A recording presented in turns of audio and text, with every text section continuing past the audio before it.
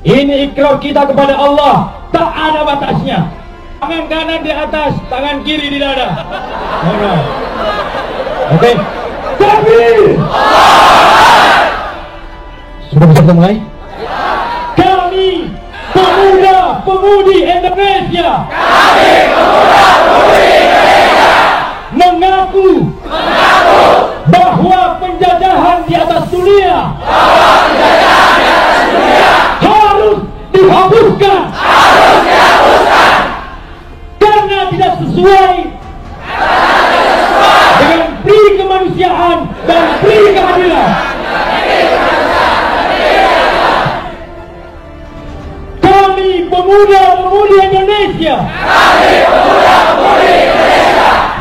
mendukung kedaulatan bangsa Palestina dan Yerusalem kembali ke pangkuan Palestina. Bebaskan Al-Aqsa. Bebaskan Baitul Maqdis. Karena syahid adalah cinta dan cita kami. Allahu Akbar.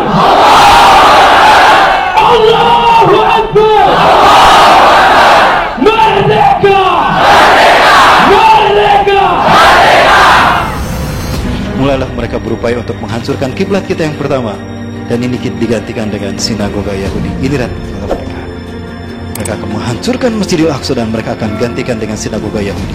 Inilah gambaran yang mereka yakini tentang istana Nabi Sulaiman yang dulu dimiliki Nabi Sulaiman. Mereka bangun sekarang untuk Tuhan yang mereka tunggu-tunggu. Siapa? Dajjal. Nyaris sempurna. Apakah ini akan terjadi? Tidak, insya Allah. Demi Allah ini tidak akan terjadi. Kenapa? Karena ada kita Indonesia. Betulkah ada kita Indonesia? Baik, saya sampaikan bocorannya. Dari Sauban, beliau mendengar Rasulullah SAW bersabda, Inna Rabbi zawaliyal arda. Sesungguhnya Allah Tuhanku melipatkan bumi ini untukku. Hatta ra'aitu masyariqaha wa maghriba, sehingga aku melihat kekayaannya terbentang dari timur sampai ke barat. Wa atani al-kanzain, dan Allah memberikan dua pusaka kepadaku, al-ahmar wal abyad, pusaka merah dan pusaka putih. Wa anna ummati, dan sesungguhnya umatku sayabluku mulku ma zawaliya minha, akan sampai kekuasaannya di akhir zaman dari timur sampai ke barat.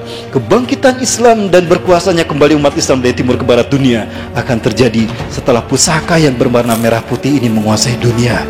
Dan siapa kalau bukan kita Indonesia? Maka saya minta kepada generasi muda kita, berbagai macam tantangan politik di tanah air kita, dipersekusinya ulama, diperkebirinya hak-hak umat Islam yang memerdekakan bangsa ini, itulah ujian tes watar dari Allah, uji kelayakan dari Allah untuk kita. Pantaskah kita memimpin dunia? Maka siapkanlah, hai kalian ke para pemuda-pemudi akhir zaman. Yang kita sambut adalah pertarungan besar yang mempertaruhkan reputasi para nabi dan rasul. Kalau dulu para nabi dan rasul hanya berjuang melawan kaum-kaum pembangkang, hari ini tanpa didampingi nabi dan rasul kita berperang melawan pasukan sang kampiun kesesatan. Mereka dipimpin langsung oleh Tuhan yang mereka sembah, iblis dan Dajjal.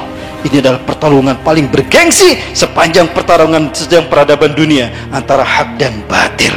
Inilah yang diinginkan para nabi dan rasul. Ya Allah, tangguhkan ajal kami sampai umat Nabi Muhammad di akhir zaman. Saking inginnya mereka berjuang, saking mulianya pahala jihad di akhir zaman ini. Jangankan berjihad di jalan Allah ini, menghidupkan sunnah Rasul saja pahalanya 100 mati syahid. Betul? Man ahya sunnati inda fasadi ummati falahu ajru mi'ata syahidin. Barang siapa yang menghidupkan sunnahku, faqad ihya sunnah, hanya menghidupkan sunnah Rasulullah SAW, dia akan mendapatkan 100 pahala mati syahid. Asyhadu minhum, syuhada kami ya Rasul, para sahabat Anda atau syuhada mereka? Bal syuhada minkum, bahkan syuhada kalian.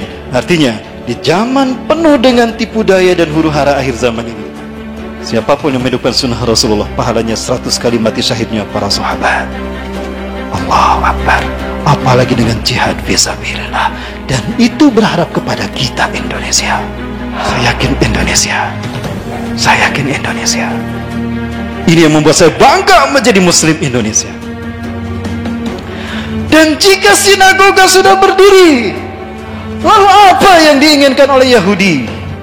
Maka di saat itulah berhasil iblis dan Dajjal sampai pada puncak ambisi mereka, mengalahkan Allah atas umat manusia, menguasai manusia dan memperbudak mereka tunduk sujud kepada iblis dan Dajjal tanpa disadari. Inilah peta dunia yang hendak mereka ciptakan. Tidak ada artinya. There is not mean for the new world order without Jerusalem. And there is not mean for Jerusalem without Al-Aqsa, ya. Dan Al-Aqsa harus dihancurkan, diganti dengan sinagoga tadi.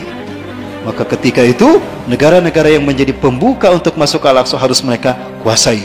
Ada Muammar Gaddafi di Libya, tumbangkan Muammar Gaddafi. Sudah terjadi belum? Di Mesir ada Muhammad Mursi, tumbangkan Muhammad Mursi. Sudah terjadi belum?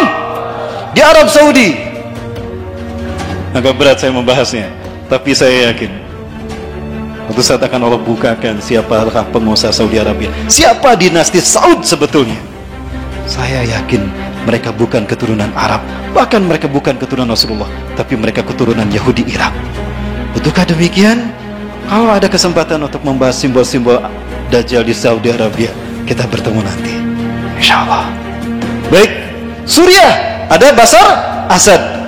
Jordania sudah dari dulu terpasung menjadi sandar politiknya Zionis Yahudi. Begitu pula dengan Lebanon, ada Hasan Nasrullah, pemimpin gerakan Hizbullah. Bukan Hizbullah, Hizbullah. Jika semua ini sudah mereka kuasai, maka dengan lenggang kangkung, dengan legawa mereka akan mendirikan the New World Order. Saat itulah iblis dan Dajjal akan datang. Tapi insya Allah, selama kita masih hidup di muka bumi, pantang kita membuat mereka melenggang kangkung mewujudkan ini. Betul?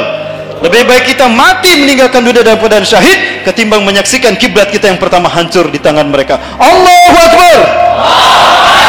Saya rindu ingin kebangkitan, menyaksikan kebangkitan pemuda Indonesia. Ingat, pemuda-pemuda sekarang sudah banyak yang berhijrah, betul? Komunitas-komunitas pemuda sudah bangkit mereka. Ini isyarat kebangkitan Islam dunia tidak lama lagi. Dan itu ada di Indonesia. Ya. Ingat, di zaman penuh fitnah ini, umat Islam akan terbagi menjadi dua bagian. Fatun qasamul muslimun ila khaymatain. Khaymatun fihil munafiqun walasa fihil mu'minuna walakin wahdah. Wa khaymatu saniyah fihil mu'minuna walasa fihil munafiquna walakin wahdah. Di zaman penuh dengan fitnah Dajjal ini, umat Islam akan terbagi dua.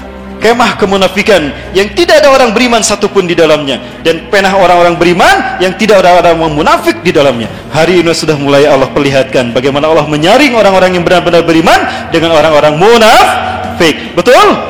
Sudah terlihat kan? Inilah dahsyatnya fitnah akhir zaman. Makanya Rasulullah memberikan nasihat kepada kita sebagai solusi untuk menghadapinya. Apa itu? Badiru bil amali sholihat. Bersegeralah kalian melakukan amal soleh. Manfaatkan waktu sebaik mungkin. Segeralah kalian bertobat pada Allah sebelum matahari terbit dari barat. Kenapa? Fasatakunul fitan, karena akan muncul huru-hara dan petaka menimpa kalian di muka bumi. Kakita ilail al-muslim, seperti potongan malam yang gelap gulita, berlapis-lapis, hantam terus, ada banyak fitnah demi fitnah melanda bangsa kita. Muslim gelap, susah dicari solusinya. Akibatnya apa? Saking dahsyatnya fitnah akhir zaman ini, orang berganti akidah dalam sehari. Yusbihu rajulun mu'minan wa yumsi kafiran, wa yumsi mu'minan wa yusbihu kafiran. Paginya beriman, sorenya kafir, sorenya beriman, paginya kafir. Ya bi'udinahu bi'adni minad dunya, menjual agamanya demi harta dunia, demi pangkat, demi jabatan, demi harta dunia. Jangankan sekelas kita, sekelas ulama pun terkena. Banyak ulama-ulama yang sedang bermunculan menjadi sandera politik, sehingga mereka mengatakan semu Islamnya jadi abu-abu Islam mereka. Terpengaruh oleh Abu Janda. Sudah terjadi belum? Oh, berarti giliran kita para pemuda yang berhijrah. Ingat, yang Allah lihat adalah mereka yang hati bersih, bukan yang berilmu tinggi. Ilmu tidak ada artinya kalau tidak diwujudkan, betul? Walaupun kita sedikit ilmunya, tapi ketika kita mengamalkan di waktu yang tepat, pahalanya besar. Ihwah fillah.